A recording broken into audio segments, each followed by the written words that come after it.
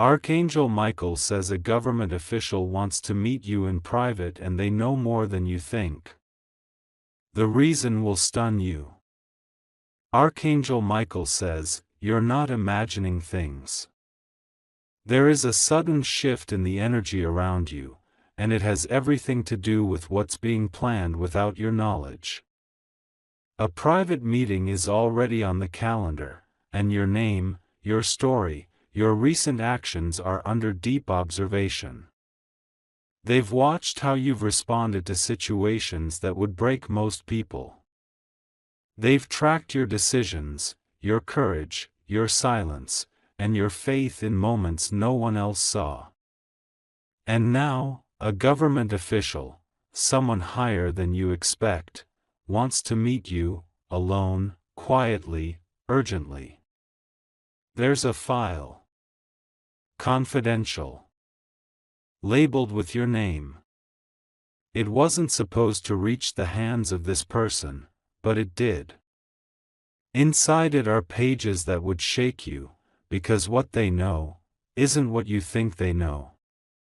Your truth has traveled, not just through whispers or rumors, but through verified reports, CCTV footage, and recorded calls that you had no clue were being monitored. But here's what no one told you: your integrity is what stunned them. Behind the closed doors of high offices, your name was brought up unexpectedly. At first, it was out of curiosity. Then it turned into urgency. Because what they found in your past wasn't a crime, wasn't shame, it was evidence of a divine calling.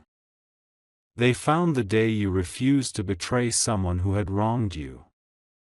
They saw the moment you helped someone anonymously and walked away quietly. They read words you wrote in private that held wisdom far beyond your age. And that's when the meeting was requested. At exactly 6:40 a.m. last Friday, an alert was sent from a restricted intelligence network. The system flagged something you did. No alarms, no accusations, just a silent marker placed beside your name. And now, that official knows something that could shift your life forever. He's not just coming with curiosity. He's coming with a sealed envelope, something he's been ordered not to reveal yet. But he will. Because he believes you deserve to know what was kept from you for so long. No one has told you how many people have spoken in your favor behind your back. People you forgot, strangers you helped, former connections you thought had cut ties. Their words became a shield over your reputation. That official knows what happened 10 years ago that changed your path. He knows about the letter that was destroyed. The opportunity that was stolen. And now he's been authorized to correct it. Your name was removed from a list back then, a list that would have placed you in a completely different life. But heaven intervened. Not to punish you, but to delay what you weren't ready for yet. But now, everything has aligned. The right person. The right time. The right revelation. There's more than one file with your name on it. The second one carries a financial decision. A sealed judgment from years ago, involving a property you weren't told was once under your family's name. It was quietly taken. Now, it's being quietly returned. You won't need to ask. You won't need to plead. This meeting is going to reveal all. When this person walks into the room, don't let your voice tremble. Don't act surprised. Act as if you knew all along that you were never forgotten.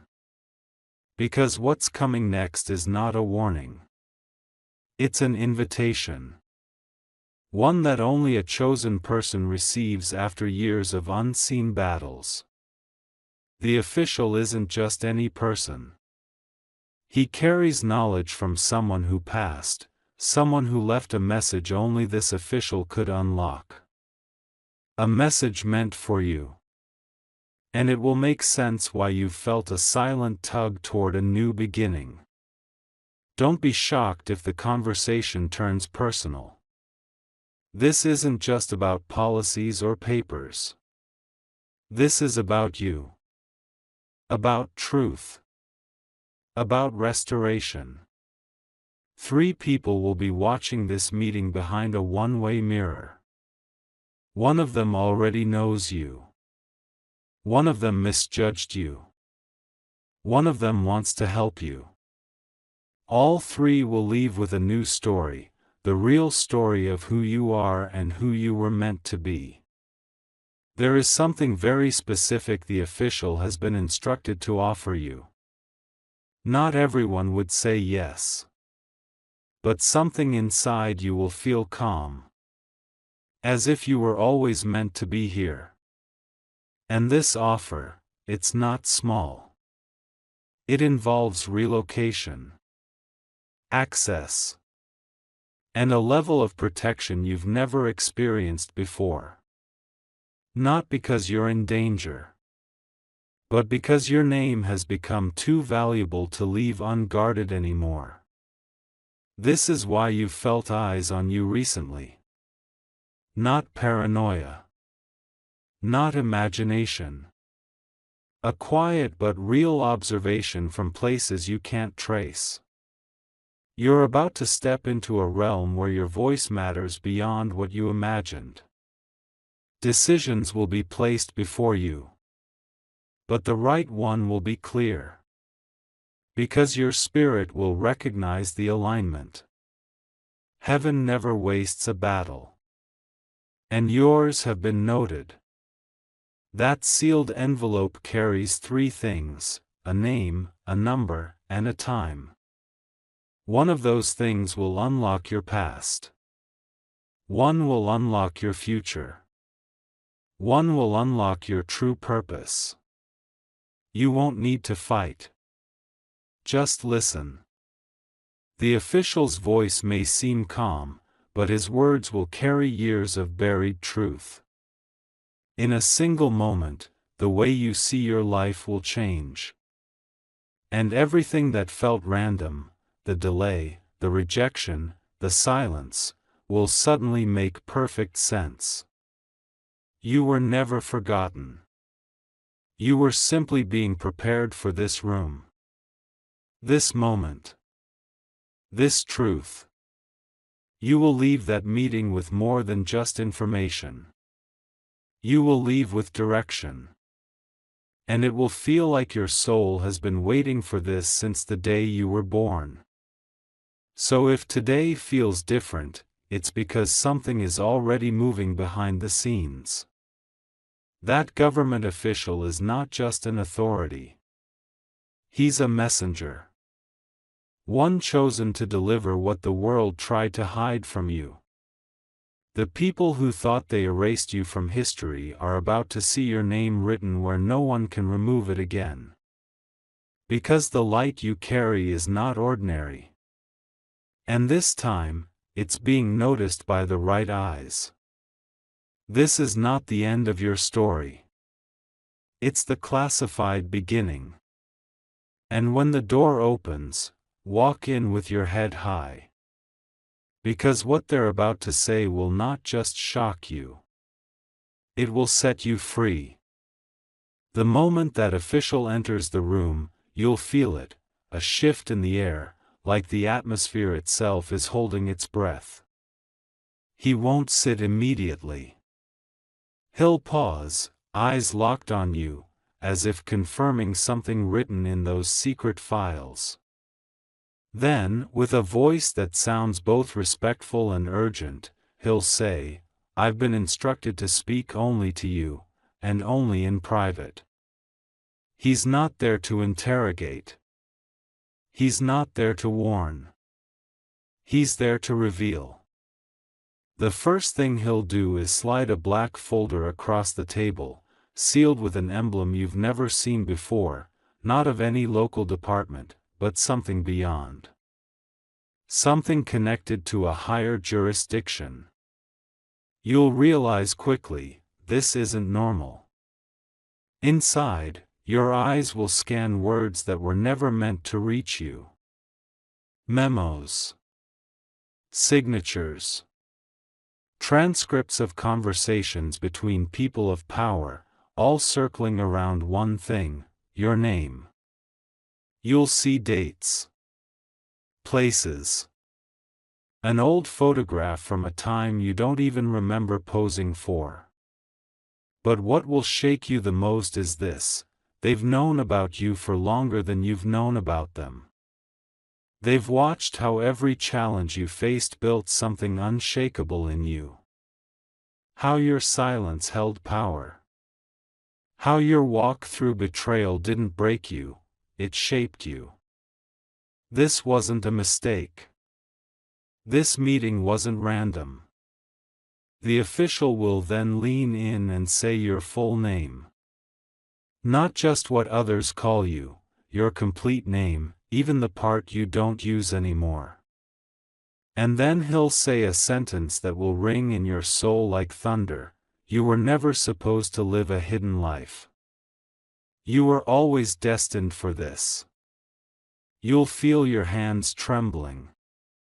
Not out of fear, but out of release, because someone finally sees everything you held inside. Then comes the moment you'll never forget. He'll place a second envelope on the table, thinner, smaller, but heavier in impact. Inside it, a document signed off under a program you've never heard of. A program created decades ago for individuals classified under a term you've never heard applied to you before: restorative legacy recipients. This means you are part of a hidden list, people whose ancestors were denied something, betrayed, or silenced, and now the system wants to restore it. The document explains that your family once owned land, shares, or rights that were swept away under manipulated paperwork. Hidden. Buried. Forgotten by everyone, except one agency that's been tracking this history for years. The official will say softly, "You're not the only one. But your case is unique. Because yours involves something unclaimed, untouched, protected." You'll ask what it is. He'll hesitate. Then he'll open a digital folder and turn the screen toward you. What you see next will silence your thoughts. A map. A location. A building. With your initials embedded in the original purchase record. The record was sealed in 1987. The location has been watched ever since. It was meant to go to someone, and that someone is you. There's a catch, though. Not a threat, but a decision. Inside the central hall, everything has been cleaned. A large oak table has been polished to shine. On top of it sits a velvet box. Inside it, a medallion, old, carved, carrying the sigil of your ancestral name.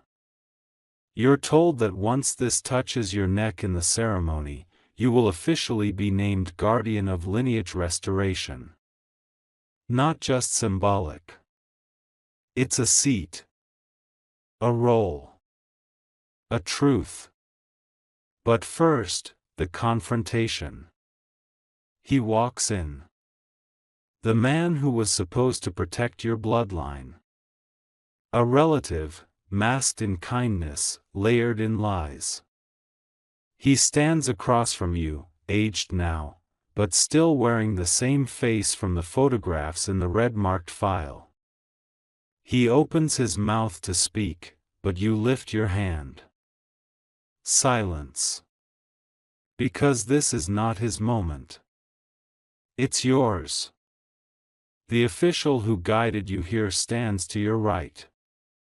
And on your left, a woman who's carried the truth for decades. She was part of the protection program, the one who slipped the estate coordinates under your door.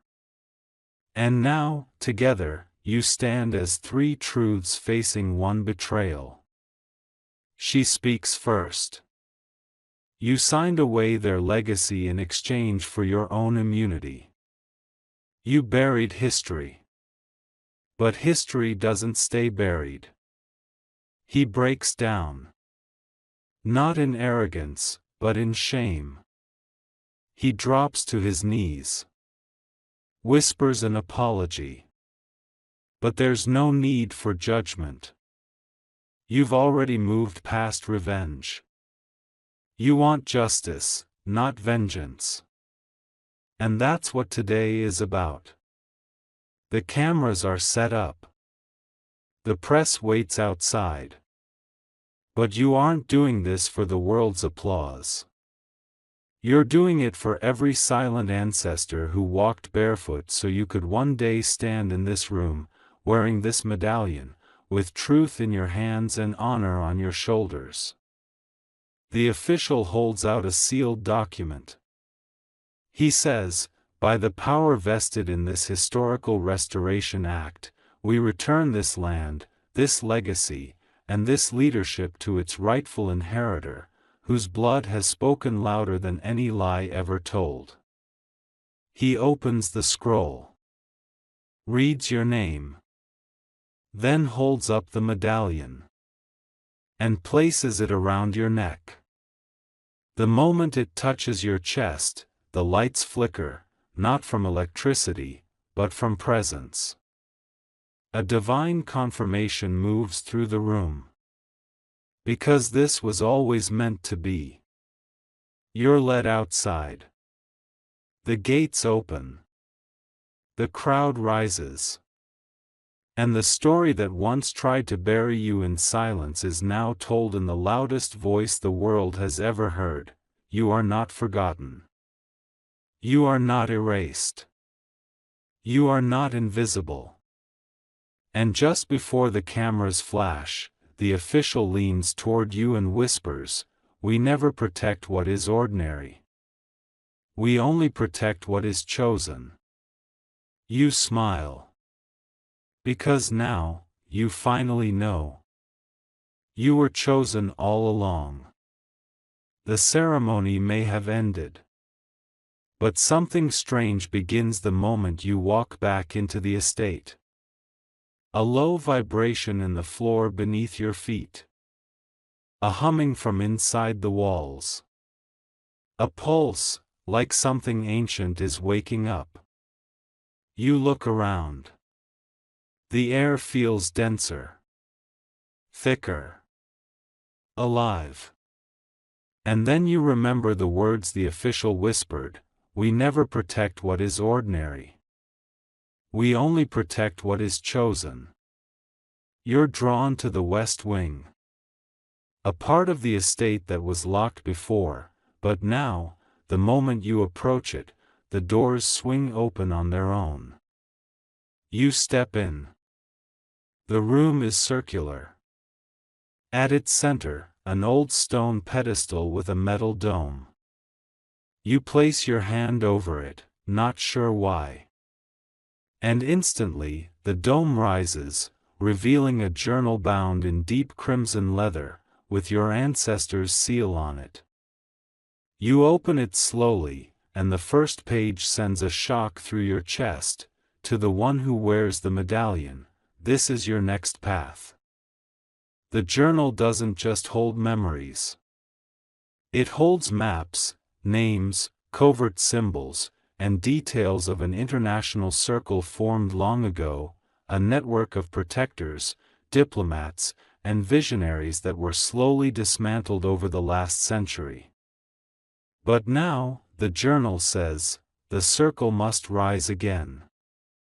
And only you can summon it. You flip pages faster.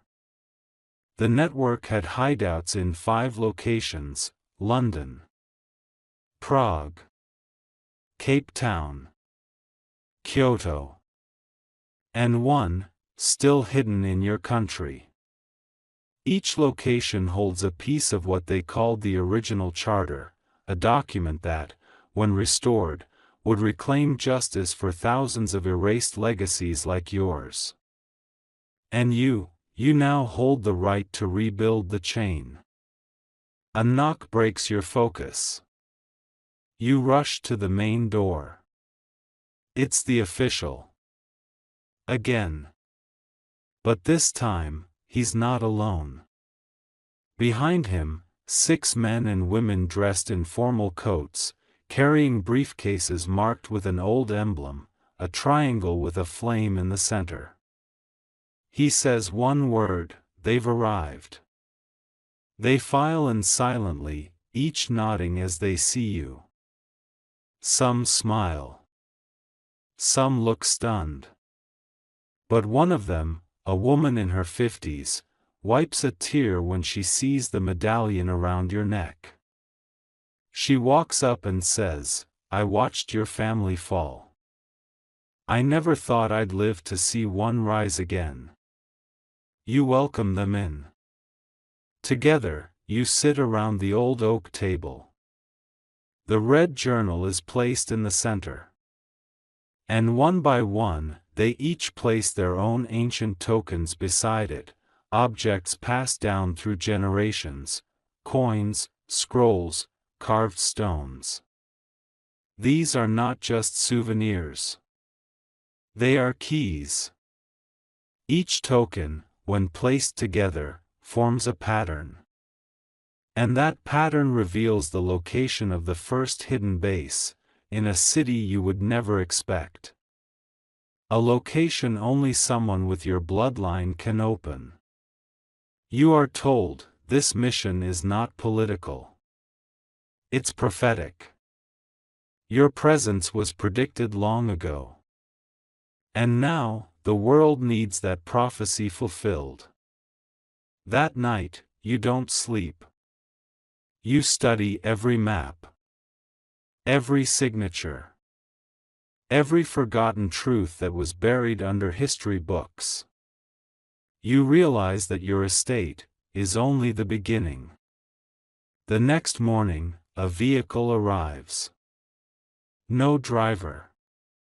Just a passcode pad that responds only to your voice. You speak your name. The door opens.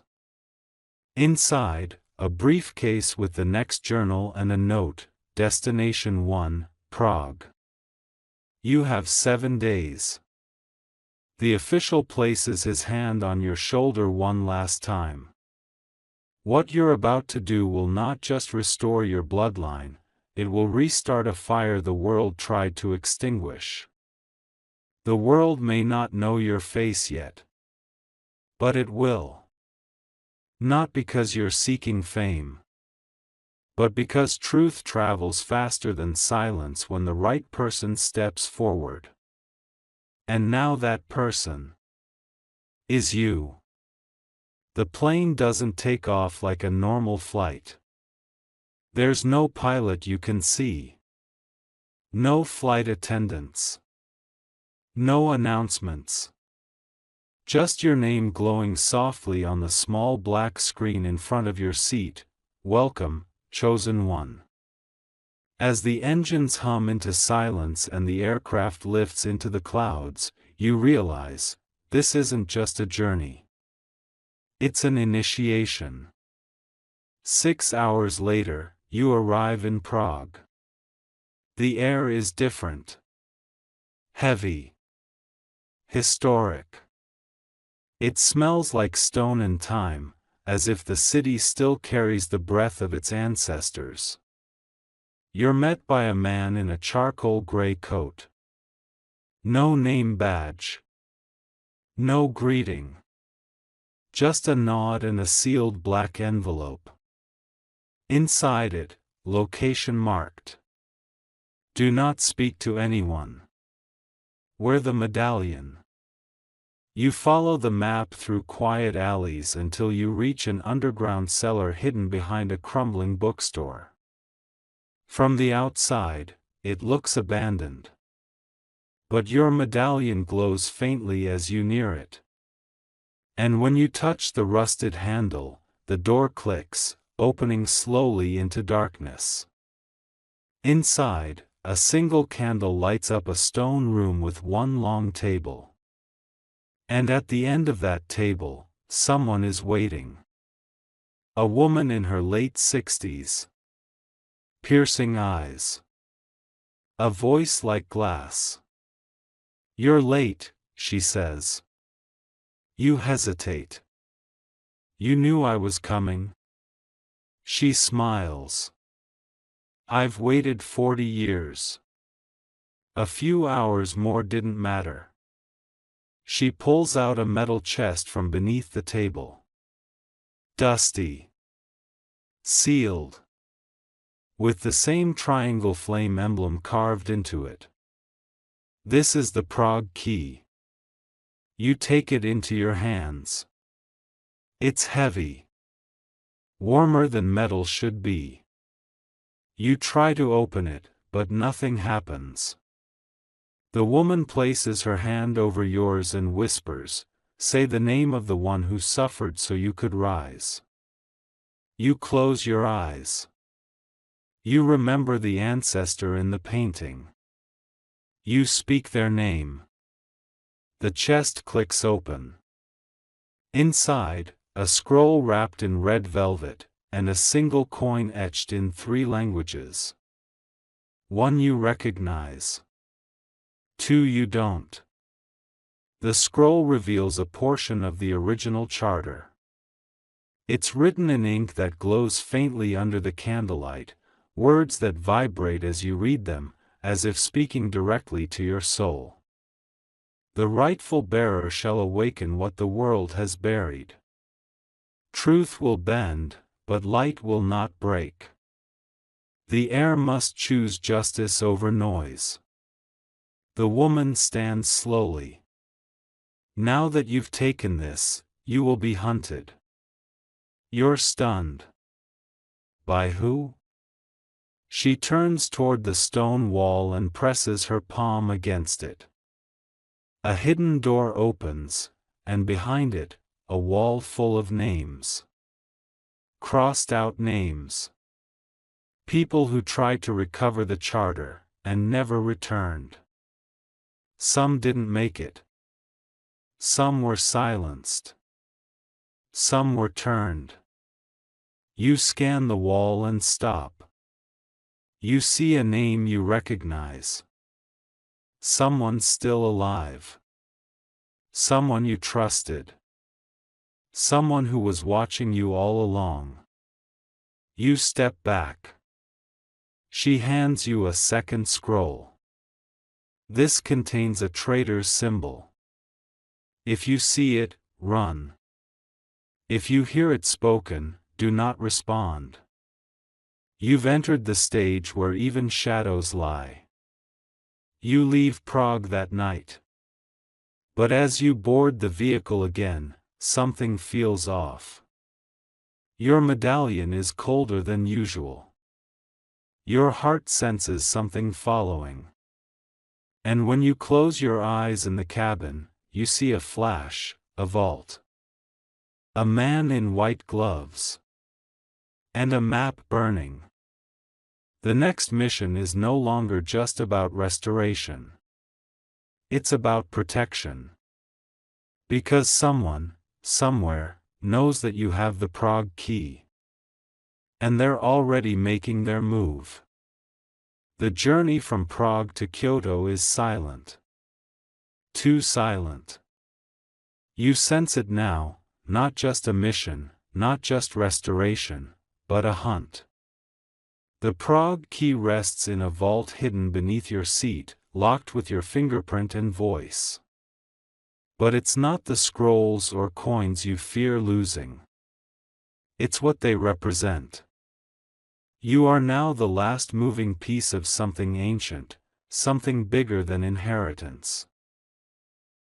The official will say, we can either restore it quietly, and you continue your life as it is. Or we restore it publicly, and that changes everything. He'll explain what comes with it: visibility, attention, responsibility. Because the moment your name goes on that paper, it won't just be the government watching. People from your past will reappear. Stories will resurface. But so will justice. Then he'll say something that echoes long after the meeting ends: this is not about what you lost. It's about what's always been yours. You'll feel every emotion rise: the injustice, the confusion, the hope, the disbelief. But under all that, something stronger, a knowing. That this moment is what your entire life has quietly led to. And then, he'll slide the third and final item your way. A key. An actual, physical key, attached to a tag that reads only 3 words: you may enter. It won't be labeled. It won't be explained. You'll be told that the key belongs to a property. Not one in your city. Not even in your state. A place further than you imagined. But somehow, you'll feel connected to it instantly. He'll whisper one last line before leaving the room: you'll know when to use it. You'll feel it when it's time. And with that, he will walk away, leaving you sitting there, holding a truth too big to explain to anyone. The moment that door closes behind him, you will exhale a breath you didn't even know you were holding. From that moment on, your world will never be the same. Because now, you're not just surviving life. You're stepping into a life that was once hidden from you, but always meant for you. Your fingers tighten around that key.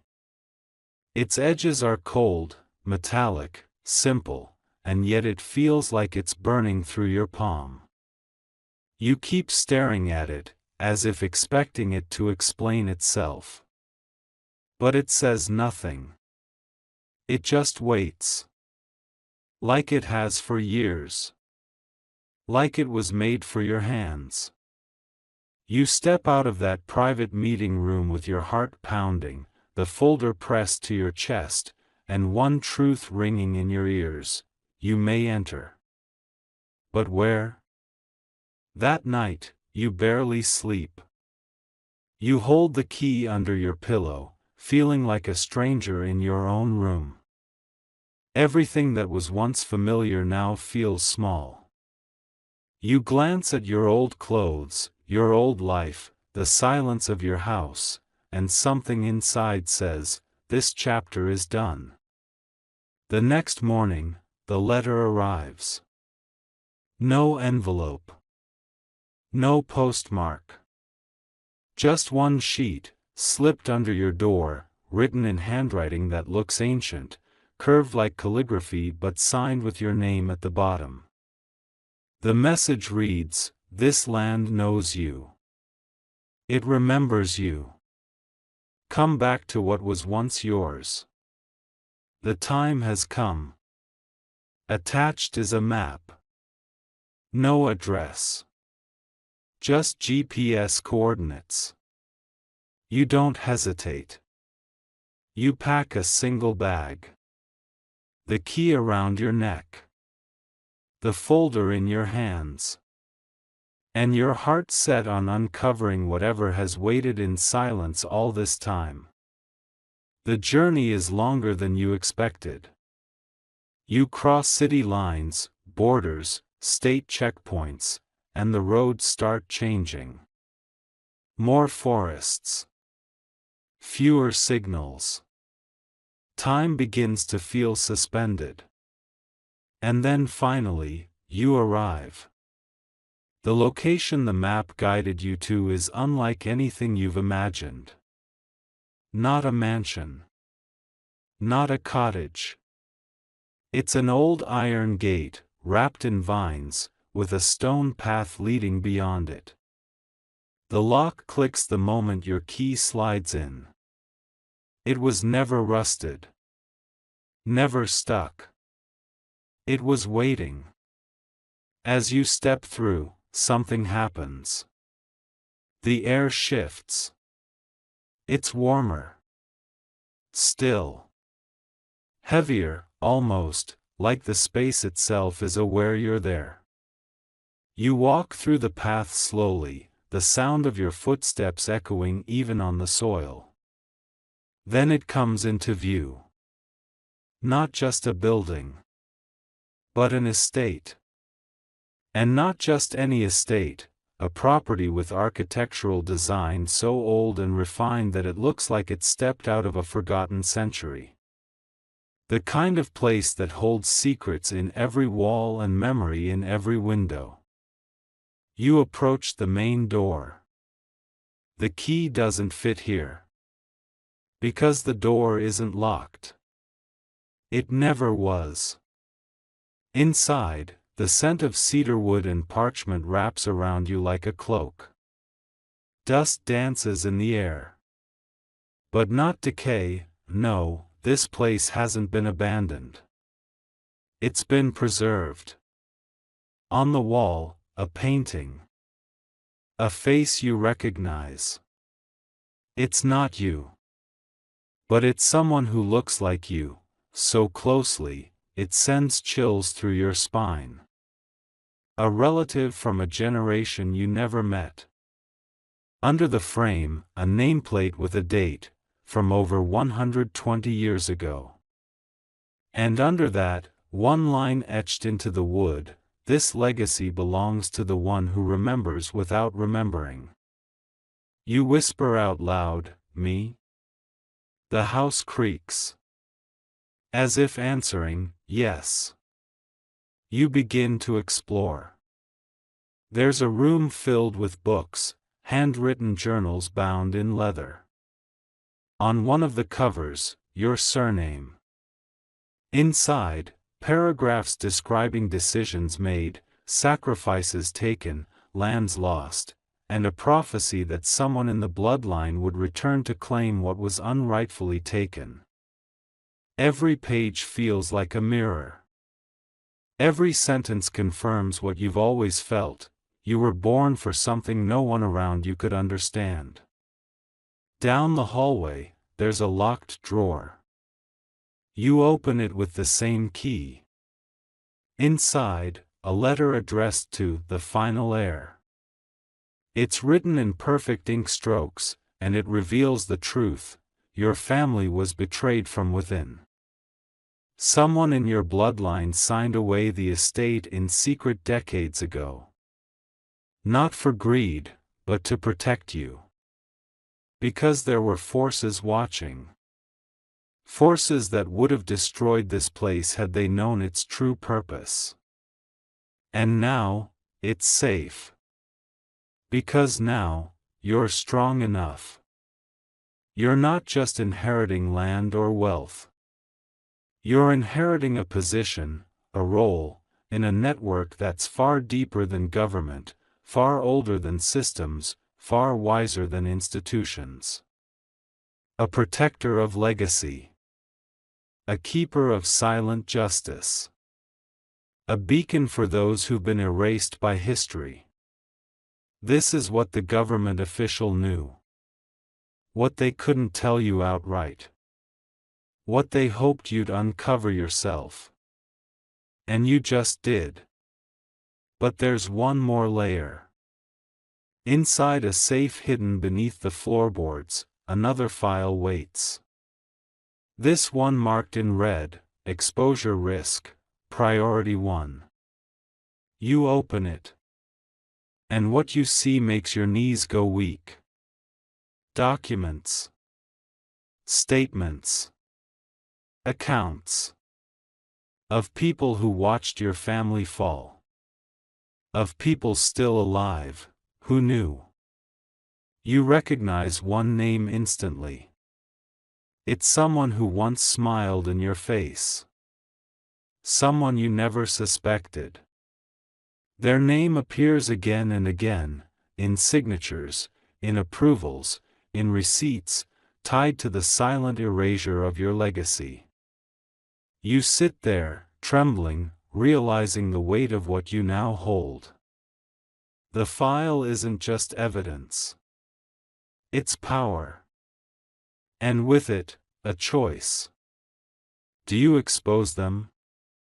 Do you rise with this truth? Do you reclaim your voice in front of the same systems that once tried to silence your bloodline?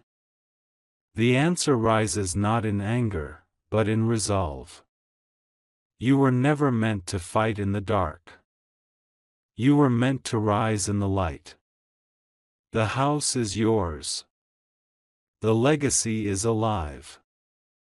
The gate that once remained shut now opens only for you.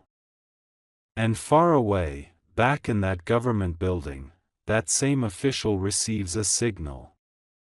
A message that simply says, "The heir has entered. It has begun." 3 days later, the message comes. Encrypted. Direct. Sent to your new secure line. Prepare for appearance. The public ceremony is confirmed. You will not be alone. Eyes will be on you. So will history. Your hands shake. Not because you're afraid, but because what you've waited your whole life to feel, has finally arrived. The estate you thought was just land is now headquarters. Your name, once whispered in forgotten rooms, is now imprinted on official restoration records. And the world that once passed you by, is about to stop and look you in the eye. You are the prophecy itself. You arrive in Kyoto during the final hour before midnight. The air is thick with mist. Lanterns flicker across narrow streets. The car doesn't stop in front of any government building or hotel. It pulls into an alley behind an ancient temple. The driver vanishes before you can speak. Only the silence greets you now. And that's when you hear it, a single, deep gong from within the temple, as if calling only you. You walk toward it slowly. The medallion on your chest grows warm. The gates creak open on their own. Inside, a monk stands by a stone pillar. No greeting. No expression. Just a long look, and a slow gesture to follow him. He leads you through the temple, past burning incense, stone statues, and wooden floorboards that somehow don't creak beneath your steps. He finally stops at a door with no handle, only a smooth stone. He whispers, "Blood unlocks what keys cannot." You press your palm against the stone. It pricks you. A single drop of blood soaks into the rock, and the door slides open like water moving through a crack. Behind it, a chamber older than the temple itself. And at its center, a tree. A withered, ancient tree with silver roots spreading across the stone floor. Embedded in its trunk, another medallion, cracked, matching yours exactly. And beneath it, a plaque etched in gold, "When the rightful heir returns, the tree shall bloom once more." You kneel. Place your medallion against the cracked one. A moment of stillness. Then, a jolt. A vibration through the ground. And before your eyes, the old tree begins to shimmer. It doesn't grow leaves. It doesn't come alive with color. Instead, it splits. Right down the center. Revealing inside it a sword. Not a weapon of war, but a ceremonial blade, carved with symbols from your ancestors' language. Wrapped around the hilt is another scroll. You lift it with both hands. On the outside, in ancient calligraphy, is your full name. And inside, the heir must choose between revealing the charter, or protecting the circle. You cannot do both. Your heart sinks. You thought this was about restoring everything. But now, the truth sharpens like the edge of that sword. You've been brought to a decision point. And not just you. Because as you turn around, you see someone standing in the shadows of the chamber. Someone familiar. Too familiar. It's him. The one from the wall in Prague. The one you once trusted. The one who was watching you from the beginning. He steps forward slowly, clapping once. "Well done," he says with a smirk. "I didn't think you'd actually make it this far." Your fists tighten. "You were supposed to protect my family." He nods. "And I did. Just, not in the way you think. You demand answers." But he raises a small silver coin, glowing faintly, marked with the traitor's symbol from the second scroll. The chamber reacts immediately. The tree shakes. The scroll burns at the edge. And the sword pulses with energy.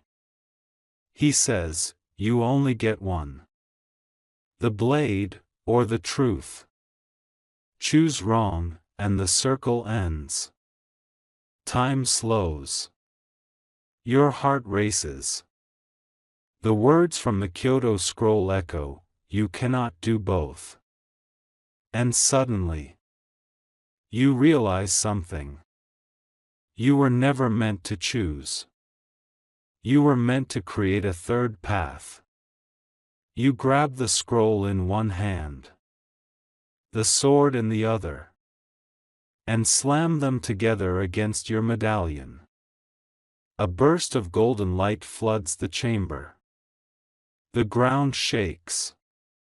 The traitor is flung back against the wall, screaming as the tree's roots wrap around him. He disappears, not in death, but in containment. The scroll rewrites itself before your eyes. New words appear. The heir who chooses both will break the curse of separation. The charter shall rise. The circle shall stand. You fall to your knees. You did it. You broke the pattern. You chose unity over division. And now, you are no longer just the heir. You are the beginning of a new era. The light has barely faded from the Kyoto chamber when a message appears on your encrypted device. No sender. No subject. Just one line, Cape Town. The last thread. Be ready, they already know you're coming. You stare at the screen, your pulse quickening. The circle is nearly whole. But the moment of completion will not be celebrated. It will be contested. Because someone more powerful than you've met, is prepared to burn everything down before letting the truth rise.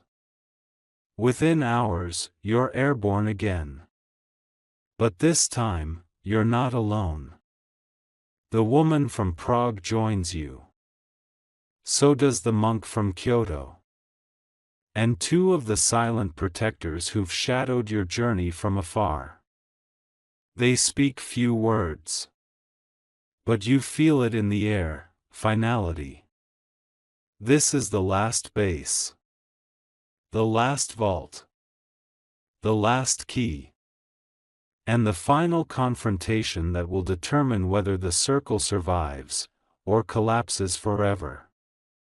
Cape Town's coastline greets you with crashing waves and heavy skies. The estate is buried beneath the ruins of an old fort, masked by sand, wind, and illusion. There's no door this time. No monk. No invitation. Just you, and the storm. You approach the rocky wall with the medallion glowing in your chest. And suddenly, the wind stops. The clouds pause. The earth shifts beneath your feet. The rocks part. Stone doors open sideways. A stairwell appears, spiraling into the ground. As you descend, you notice carvings on the walls, your story. Your journey. Your family's trials. The betrayals. The sword. The traitor. All recorded, as if they were written centuries ago. You are walking into a prophecy that wrote itself before you were born. At the bottom of the stairwell, a large circular chamber waits. 5 podiums. Each podium now holds the piece of the original charter from the cities you visited. And one, the final one, is still empty. You open your coat. Reach into the hidden case. And place the final scroll onto the last podium. The moment it touches, the pieces rise. They float, spinning in the air, forming a full glowing circle. The original charter is whole. Your hands reach out, and the second you touch the light, everything changes. Visions flood your mind. You see the founder of the charter. Not a king. Not a warrior. A woman. A seer. And her face, it's the same face from the journal in your estate. Your great-grandmother. The founder wasn't just in your bloodline. She was your bloodline. And you were born to finish what she started.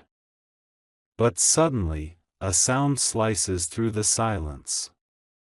Footsteps. Then, a slow, mocking clap. From the shadows, a man emerges. Sharp suit. Cold eyes. A voice like thunder, bravo.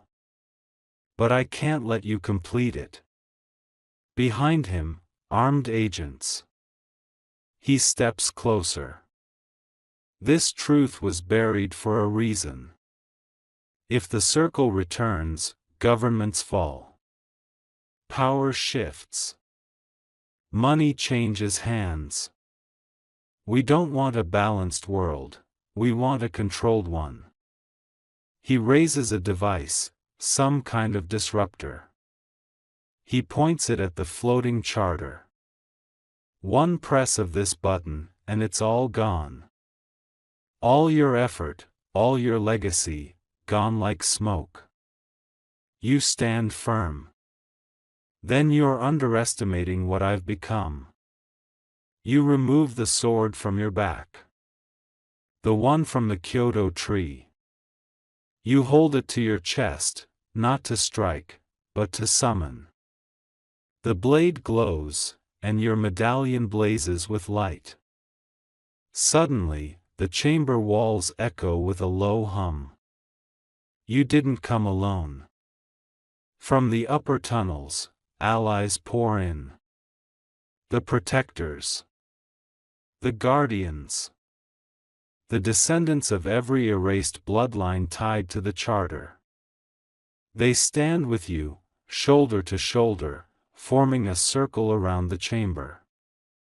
The man's smirk fades. He presses the button. Nothing happens. The light from the charter absorbs the pulse. consumes it, converts it into energy. The man drops the device and steps back in horror. The floor beneath him opens. He vanishes into the darkness, sealed beneath the very truth he tried to bury. And then the charter completes. The floating pieces fuse into one. The golden light pours into the sky through cracks in the stone above. The circle has returned. And you are declared not just the heir, but the guardian of the world's forgotten truths. Your voice speaks, and your words are carried through every secret channel on the planet. To the ones who were silenced, speak. To the ones who were erased, rise. To the ones who lost everything, it's time to take it back. Your name is now etched into the charter itself. Your bloodline protected. Your legacy preserved. The estate becomes a sanctuary. The circle becomes a movement. And you? You become the story the world never saw coming. This is your final chapter. But also your first day. As the keeper of light, the revealer of truth, and the one who made history remember your name.